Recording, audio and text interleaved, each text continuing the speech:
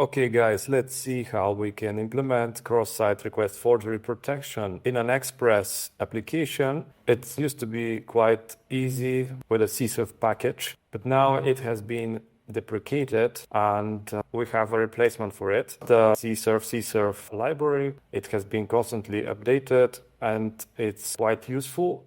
Before start using it, let's recap what was behind the double submit cookie technique in order to prevent this type of attack. Okay, here in this image from Dev Academy, so we have one request, we're sending it to the server. It creates two cookies. One is hashed based on a secret and random token, which only the server knows. And it's returned as an HTTP only cookie, so the client cannot read it with JavaScript, but can transfer it back to the server. The second cookie from the client side should be sent back to the server in the header, in the JSON body, or transferred via the form submission request as a parameter. Then inside of the server, it compares its unique hashed cookie that is not tampered by the client or an attacker with the second cookie, which is received from the client. And if everything is all right, the request is confirmed and the operation is successful. The point of emphasis is that the first cookie is HTTP only and the second one is just a normal cookie that can be read from the client and sent back to the server. An attacker cannot forge the requests, for example, by modifying the readable cookie and sending it back to the server, because the original cross-site request forgery cookie generated by the server is based on it.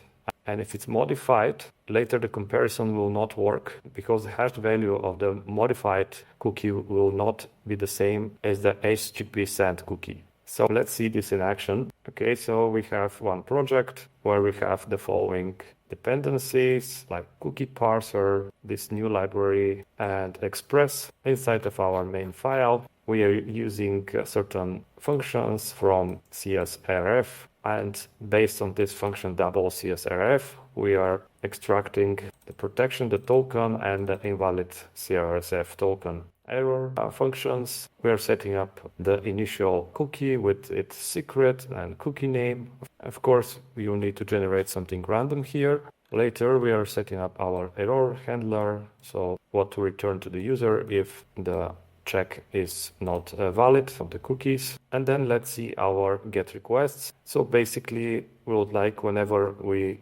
have a request to our root domain to generate one token and to set it as a cookie. So this is our non-secure cookie. And then here we're just sending one plain HTML file. For the post request, we're using the double CSRF protection middleware, which automatically will compare the tokens for us and reject the request if they're different, as well as the error handler that's defined here.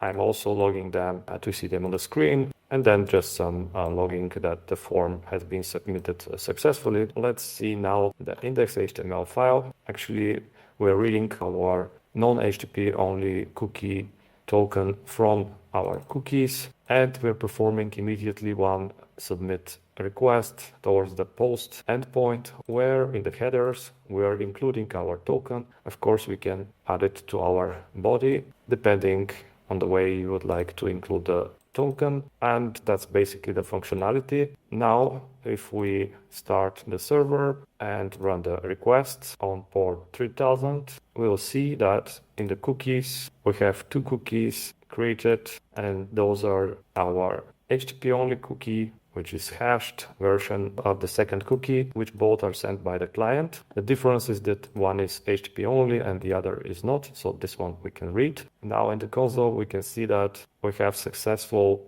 message here, so the form is submitted successfully. In the network also, we can see both the get request and the post are succeeding, and we see both cookies also displayed here. On the server side, the expected and the received from the request cookies are the same, so everything works correctly. Now, if somehow, let's say in this fetch request, we don't send this token or it's modified and we perform again the request, we can see that we have forbidden request because this time the cookies don't match. And in the console we see from the middleware we have error that the validation failed. All right, so that was basically the technique demonstration. I hope you find it useful for implementation in your projects. Thank you, and please don't forget to subscribe to the channel.